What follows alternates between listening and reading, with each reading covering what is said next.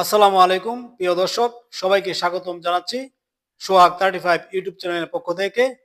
আমি মোহাম্মদ আফজাল হোসেন সোহাগ। আজকে আমরা আলোচনা করব ইসলামী ব্যাংকে অ্যাকাউন্ট খুলতে কি কি কাগজপত্র লাগে। ইসলামী ব্যাংকে অনেক ধরনের অ্যাকাউন্ট খোলা যায়। হ্যাঁ, আমরা আজকে আলোচনা করব তিনটি অ্যাকাউন্ট নিয়ে। একটি সেভিং অ্যাকাউন্ট, একটি কারেন্ট অ্যাকাউন্ট, একটি হলো স্টুডেন্ট অ্যাকাউন্ট।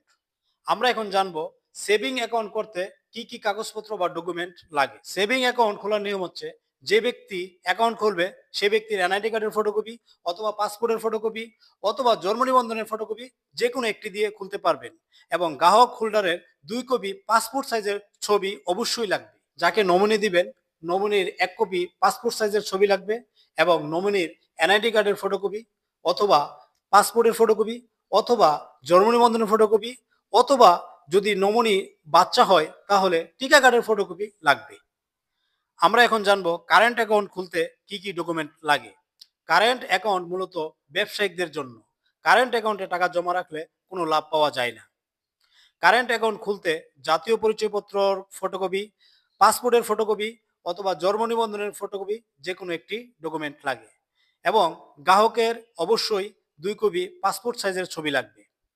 আপনি নমুনি যাকে দিবেন নমুনিরও সেম এনআইডি কার্ডের ফটোকপি অথবা পাসপোর্টের ফটোকপি অথবা জন্ম নিবন্ধনের ফটোকপি লাগবে, এবং নমুনির 1 কপি পাসপোর্ট সাইজের ছবিও লাগবে। কারেন্ট অ্যাকাউন্ট খুলতে অবশ্যই ট্রেড লাইসেন্সের ফটোকপি লাগবে, এবং সেই ট্রেড লাইসেন্সের মেয়াদ থাকতে হবে।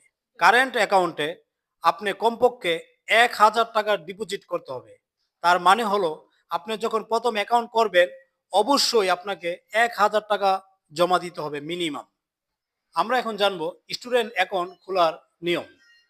সর্বনিম্ন 100 টাকা ডিপোজিট করে একজন শিক্ষার্থী ইসলামী ব্যাংকে অ্যাকাউন্ট খুলতে পারবে।